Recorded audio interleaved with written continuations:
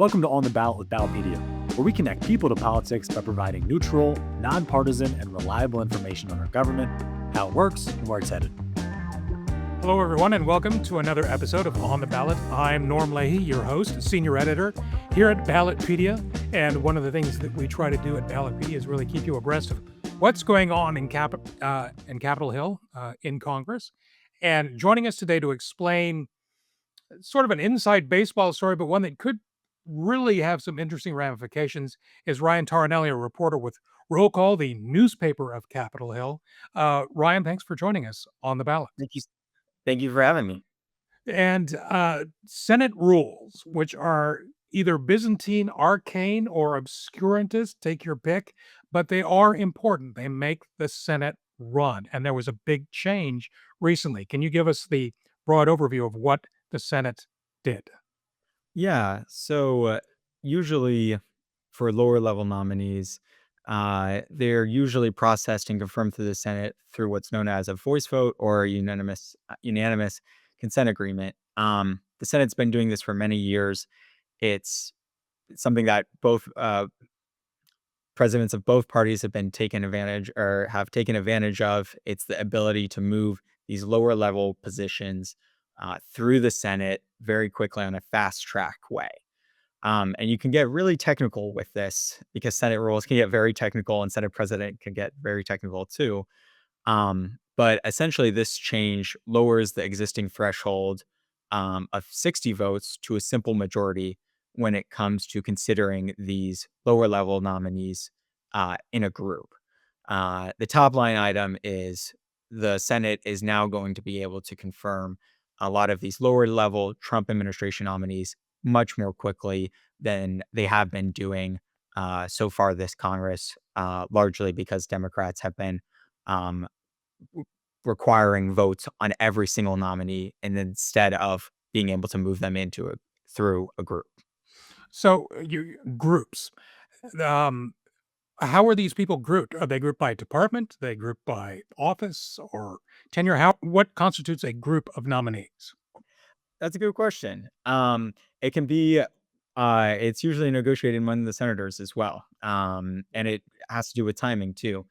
All of these nominees have to come up through the committee process. And so there's a lot of timing that takes place within, when these things move to the Senate floor as well. It's really, under the normal system before this change, right? Getting that 60 vote threshold to move forward with these or getting, a unanimous consent request or a voice vote really meant that both parties really needed to negotiate with each other and there needed to be more bipartisan support for moving these lower level nominees away. Um, Longer term, these new rules are really going to weaken the ability of individual senators to object to specific nominees that they don't like.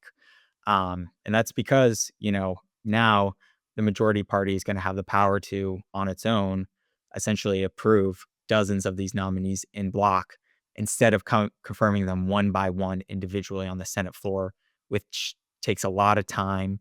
The senators, they come in on Monday evenings. They're usually leave by Thursday, Thursday in the afternoon. Confirming all of these lower level nominees individually eats up a ton of Senate floor time. And when you're talking about dozens, hundreds of people having to be confirmed, that really backs things up quite quickly. But to be clear, we're talking about ambassadors, deputy assistant secretaries of various departments. We're not talking about cabinet secretaries or federal judges, correct? That's correct, right? This change will not apply to the judiciary. And it's kind of a bit of a misnomer when I say, lower level nominees, right? Because yes, they are lower level in the grand scheme of the federal government, but these positions really hold a ton of power within our government, right? As you were saying, ambassadors, U.S. attorneys, those are the people who get to decide what criminal cases to bring in the districts throughout the country. That has massive impacts for communities all over the U.S. Ambassadors, military appointments, people of the army, people who are doing the work of the government. And so, in a sense that these are lower level positions in the grand scheme of the government, they also hold a lot of power as well. And that's why Republicans have been really frustrated from this through the last since the beginning of this Congress, is because they see, you know, Trump's team not being able to be in place to help him carry out his agenda. And I guess getting those people in place was one of the arguments that Republicans made, that we need to have this rule change. But it strikes me as interesting, maybe a little bit odd, that words like nuclear option, constitutional option, et cetera, were used to describe this. Is this really a let's use another one. Is this really a scorched earth approach to getting nominees through, or is this just a majority party flexing its muscles? I think, it can depend on who you ask, but this really is, but this is seen as a very big deal in the Senate. Yeah, it's called the nuclear option. And that is because the Senate is a chamber of consent. It's one of those chambers that really requires both parties to have to grapple with, and a lot of it is based on precedent and what's done before, and an acknowledgement that when a majority party becomes a minority party, that their rights and powers and the things that give them significance will still be intact. And so this is a really big deal. It's not just going to affect the short term, but it's also going to affect the long term. And I think changing the Senate rules to it's something that at one point in time, even threatening it would be enough to cause negotiations to move very quickly, right? Yeah. But this is a big deal because both parties are really going to have to live with these rules going forward, and it's something that leaders definitely do not do lightly because I'm sure Senator Thune, Republicans, they know that they're going to have to deal with these rules when the shoe is on the other foot. Which is interesting because what does this do? The Senate is famous in its structure for recognizing and sort of protecting the rights of the minority party in the Senate. How does this affect? Does this make the Senate more like the House? I think a lot of people. I think that's a strong argument. It's that's the saying is the houseification of the Senate, Yeah. right? Where everything goes on majority, and you got to just move the football across the plane. Um, but I think the top line, the longer term impacts is that this is going to, weaken Congress's ability to vet executive branch officials in a bipartisan way, because it removes, from a White House perspective, it removes the incentive to put forward nominees that would be more bipartisan that could get members of another party, right? And so Well, in yeah, cases members who could get that unanimous consent. members who could get For that nominees. unanimous consent because they would have to negotiate over, "Oh, okay, I want this person in this UC. I want this person. I have concerns about this particular person." And then, the Senate rules change. They're not written in stone tablets somewhere and kept in a rotunda, but they do change. They tweak them.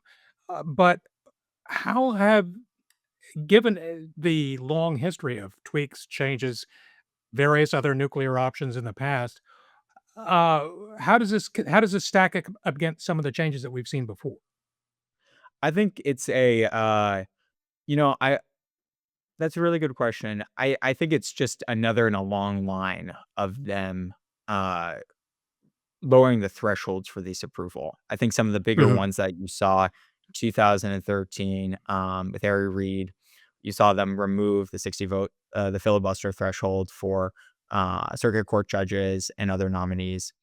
Of course, in 2017, when Neil Gorsuch was Republicans were trying to confirm him to the Senate, uh, the Republicans removed the filibuster, for the Supreme Court nominee.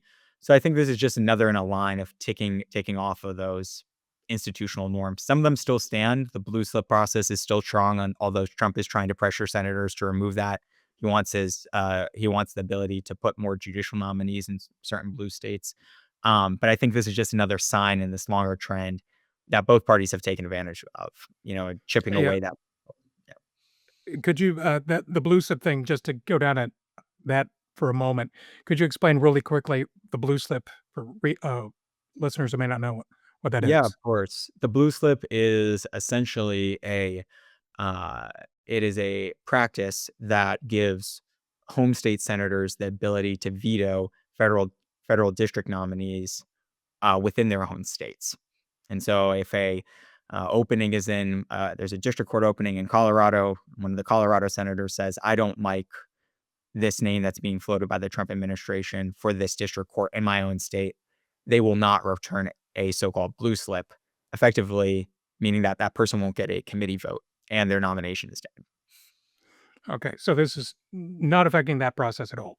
Not affecting that process, but I think it plays. It is one of the last real standing practices that gives individual senators some say of the practices in their state and also their ability to speak up.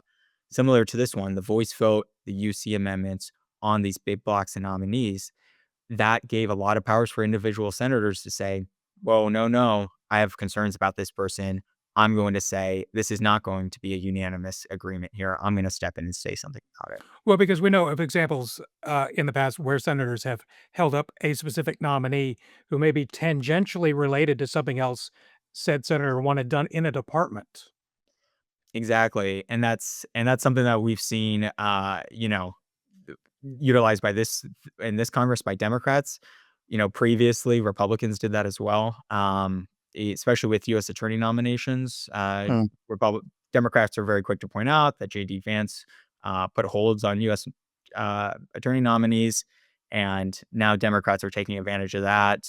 Chuck Schumer has put in a hold for U.S. attorney nominees, saying, I want an individual vote on all of these U.S. attorney nominees. We are not going to be considering them on the fast track." And that was over the acceptance of a new Air Force One from a foreign country that Trump accepted. Yeah, and you mentioned about how this process might affect sort of coming to an understanding, a middle ground, if you will, on some of these lower level nominees. What about oversight and accountability? Does putting through big blocks of members or of nominees at once at all affect the oversight functions of Congress and the Yeah, Senate in particular?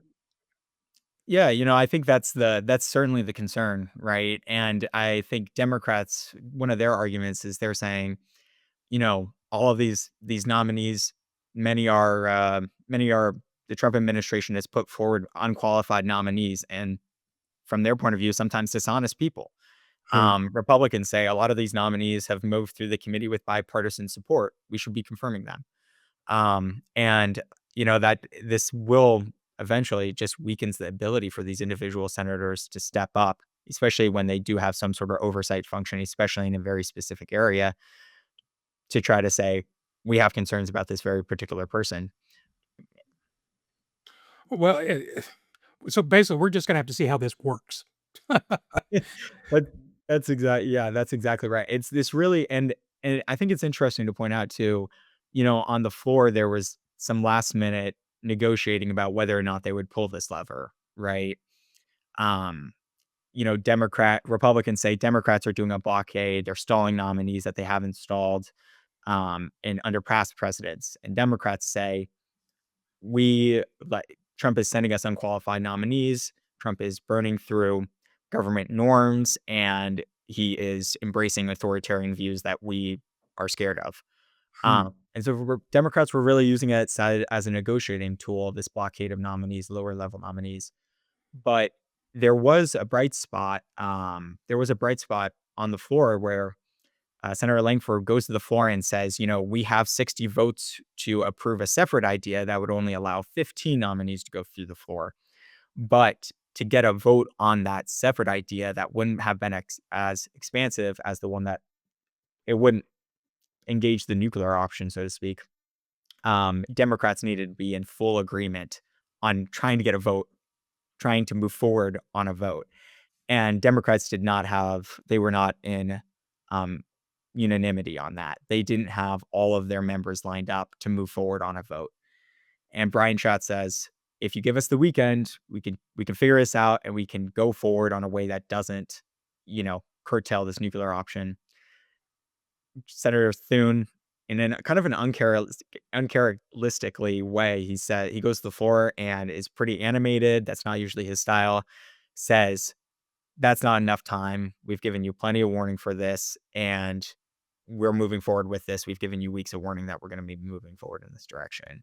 So it really was a moment on the Senate floor over, were they going to go? Were they going to go through this? And eventually, there was not enough trust on either side to prevent them from taking the step.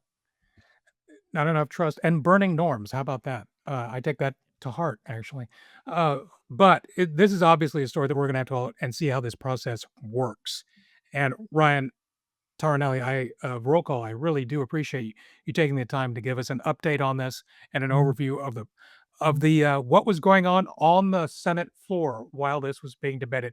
Ryan, thank you for joining us on the ballot. We really appreciate it. Thank you so much. And for everybody out there listening and watching on YouTube, you can learn more about the Senate confirmation process in the links with the show notes on this. And we'll be back soon with another episode of On the Ballot. And make sure you subscribe wherever you get your podcasts. And of course, check us out on YouTube. And until then, I'll see you on the digital pages of Ballotpedia. Take care.